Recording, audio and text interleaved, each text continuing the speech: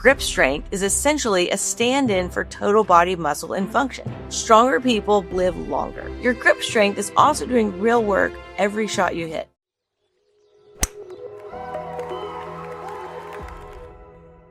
On today's round, we're talking about something most people in midlife are losing without even realizing it. Something that affects how you live, how well you live, how independent you stay as you age, and yes, how well you keep playing this game we love. Have you ever stood on a tee box and reached for a swing you used to have? Same setup, same intent, same club, and the ball just doesn't travel the way it used to? Most golfers blame the swing. They blame technique. They even blame their equipment. Today, I want to tell you about what might actually be going on underneath all of that. We're talking about muscle. But not muscle the way you've probably been taught to think about it. Muscle is an organ, one of the most powerful organs you have. And how much of it you keep through midlife may matter more than almost any other lab number we've talked about on the show. Welcome to Playing for Life, the podcast where golf, hormones, and midlife performance are finally in the same conversation. I'm Dr. Amy Garza, a hormone expert, aspiring competitive golfer, and someone who believes performance starts from the inside out. On this show, we connect what's happening in your body to how you show up on and off the course. It's about building a body that lets you live better, play better, and stay in the game longer. Because midlife is not where you stop playing, it's where you learn how to play for life. Let's tee it up. If you've been listening the last few episodes, we covered some heavy ground: hormones, couples, sleep. Today, I want to shift to something genuinely hopeful. Because if there's one thing in midlife you have real, measurable, almost shocking control over, it's this. And by the end of this episode, I hope you'll walk away with a completely different picture of what muscle is, why it matters for your health and your golf game, and why no one has ever told you the whole story. Quick note before we get into it. I'm a doctor, but I'm not your doctor. This is for education only. Use it to have a smarter conversation with your own doctor about your training, your body, and your plan. Okay, let me start with the reframe because everything in this episode hinges on it. For most of us, muscle has been a vanity conversation. Building muscle, something bodybuilders do, or athletes, or maybe gym people. For most midlife adults, and especially women, muscle has been framed as optional. Something you do if you want to tone up or look better in a swimsuit. Something men chase and something women avoid because they don't want to get too bulky. I want to walk you out of that frame entirely. Muscle is an organ, an actual functioning organ that does dozens of jobs in your body every single day, whether you're using it or not. It is, in fact, the largest organ in your body by mass. And here's the part that should change how you think about everything. Muscle does not just sit there waiting to be used. Muscle releases chemical messengers called myokines that travel through your bloodstream and talk to your brain and immune system and your fat tissues, your bones. Muscle's having a conversation with the rest of your body all day long. The more muscle you have, the more muscle you're using, the more of that healthy conversation is happening inside of you. So let me walk you through what muscle actually does for you beyond what it looks like and beyond what it does for your swing, which we'll get to in a minute. Healthy muscle improves how your body handles blood sugar. It clears glucose out of your bloodstream after your meals, which, if you remember from our metabolic episodes, is one of the central problems we deal with in midlife. The more muscle you have, the more places that sugar can go besides storage and fat. Muscle is metabolic real estate. It also protects your brain. Those myokines released during exercise, especially during resistance training, cross the blood-brain barrier and help drive the growth of new brain cells. Research is increasingly showing that people who maintain muscle throughout midlife have lower rates of cognitive decline and dementia. And it protects you from falls and fractures, which is a much bigger longevity issue than most people understand. The number one predictor of someone losing independence in their 70s and 80s, which is losing the ability to live alone, drive, take care of themselves, is whether or not they can get up off the floor on their own. That comes down to muscle, specifically lower body strength. Here's one thing I really want you to hear. There's a marker called grip strength. It's one of the strongest predictors of all-cause mortality in midlife adults. The stronger your grip, the longer you tend to live. It's not a metaphor. It's one of the most consistent findings in longitudinal aging research. Grip strength is essentially a stand-in for total body muscle and function. Stronger people, by and large, live longer. And here's a fun connection. Your grip strength is also doing real work every shot you hit. It controls club face stability. It allows you to hold a lag without losing club position. It keeps you from getting blown around in your own swing. Strong hands and forearms aren't just a longevity marker. They're a real golf marker. So when I say muscle is an organ of longevity, this is what I mean. It's not about looking a certain way. It's about whether your body has the metabolic capacity, the structural integrity, and the chemical signaling, really the functional strength, to do what you want to do for the next 30 or 40 years, including walking the courses you love to play on the schedule you want to play them. Now, I want to tell you what's actually happening to your muscles as you age, because if you don't intervene, the math is not in your favor, and your golf game is going to feel it before almost anything else. You see, after about age 30, most adults start losing muscle. Slowly at first, about 0.5% to 1% a year. By the time you're 50, you may have already quietly lost 10 to 15% of the muscle you had in your 20s without even realizing it. And after 60, it accelerates again. There's a medical term for this, sarcopenia. It just means age-related muscle loss. And until pretty recently, we treated it as completely inevitable. Here's where it shows up on the course before it shows up anywhere else. Distance. The 20 or 30 yards you've lost over the past decade is not just technique drifting. Some of that is real muscle loss.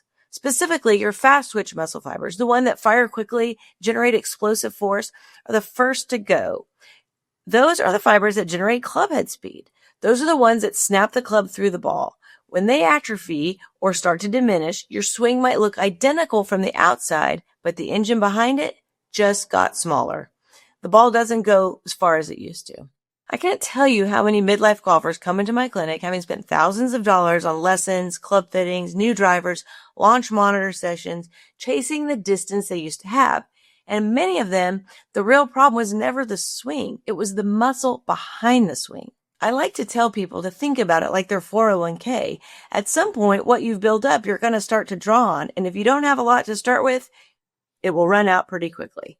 But it's not just quantity. It's also quality. The muscle that remains often gets infiltrated with fat, and it becomes less efficient. It loses power generating capacity, and the body's ability to build new muscle in response to the same effort goes down with age. This is called anabolic resistance, or sometimes people call it muscle protein synthesis resistance. In plain language, the same workout that built your muscle for you in your 30s does less for you in your 50s. The same protein-rich meal triggers less muscle building in midlife than it did in young adulthood. This is where a lot of people get discouraged and stop. They start training and they don't see results as fast as they used to, and they quit. I really want you to hear me on this. The fact that it's harder does not mean it doesn't work. It just means the inputs have to go up.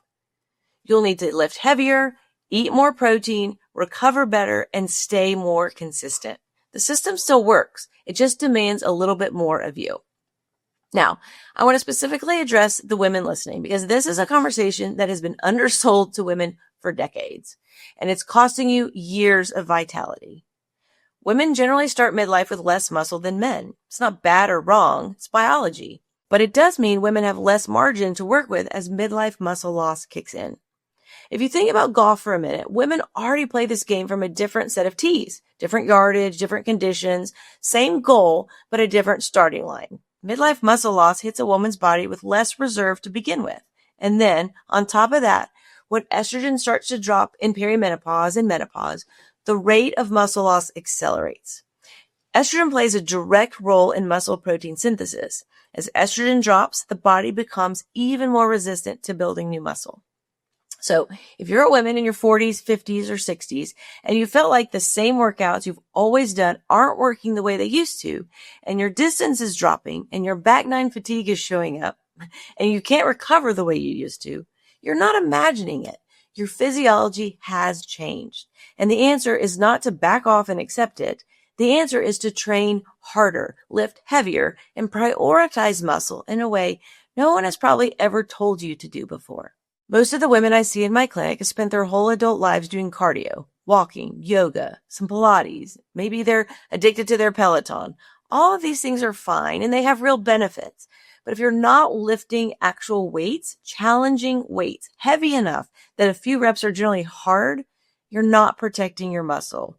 You're not building your muscle. You may be maintaining your cardiovascular fitness, which matters, but you're losing the very tissue that determines how far you hit the ball, how long you'll last on the course, and how independent you'll be in your 70s and 80s. The same is true for men, but I want to make sure women hear it specifically because the messaging you've received for decades has been wrong. Okay, let me spend a little more time on what muscle means for the game specifically, because I think a lot of golfers don't realize how connected the two are. Power off the tee comes from muscle. We've already covered that. Fast twitch fibers, explosive force, the engine behind the swing, but it goes deeper than that. Stability through your round comes from muscle too. The ability to swing in balance on the holes on the back nine, the same way you did on the front nine, takes muscular endurance and core strength. So does standing over a downhill chip without your legs trembling. So does walking 18 in the heat without your body falling apart.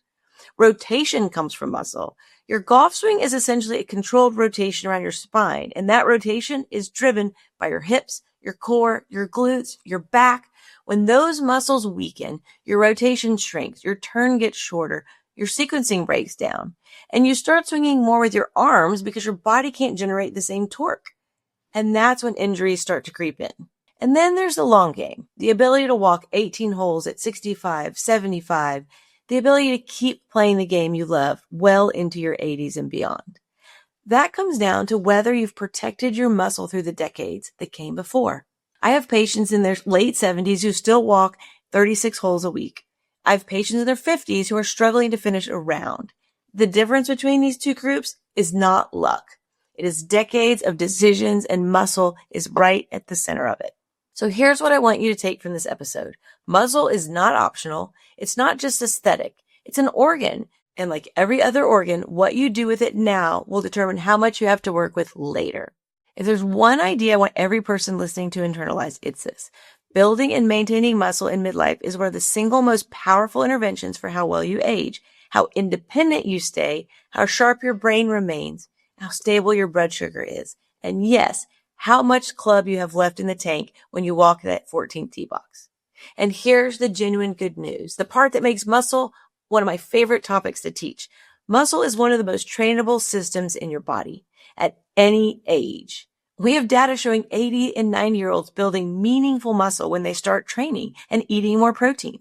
The system still responds. You're not too old, you're not too out of shape, and it's definitely not too late. In the next episode, we're going to talk about exactly how to do this. What kind of training actually builds muscle in midlife? How heavy is heavy enough? How often? How to think about protein? What are the common mistakes and what you should be doing differently than the workouts you used to do in your 20s, including what's going to help your swing the most. If you've been feeling like your body isn't responding the way it used to, like you're losing strength, your distance is gone, and your back nine is harder than it should be, please don't accept that. There is so much you can do, and we're going to spend the next episode showing you how. For today, just sit with this one. Muscle is an organ. You wouldn't ignore your heart. You wouldn't ignore your brain. So don't ignore the thing that's quietly running half your metabolism, protecting your bones, talking to your immune system, driving your swing, and determining how long you stay in the game. If something in today's episode hit the sweet spot, do me a favor. Follow the show so you don't miss what's coming next. And share this one with someone who's been told they shouldn't lift heavy or convince themselves they're too old to start. Drop a comment and tell me where you are with all this. Are you lifting? Have you ever? Are you intimidated to start? Has your distance been quietly dropping and you've been blaming everything but your body? Send your questions to amygarzamd.com/podcast. And I'll work them into the next episode when we get into the how. Until the next round, this is Playing for Life. Here's to living better and playing longer.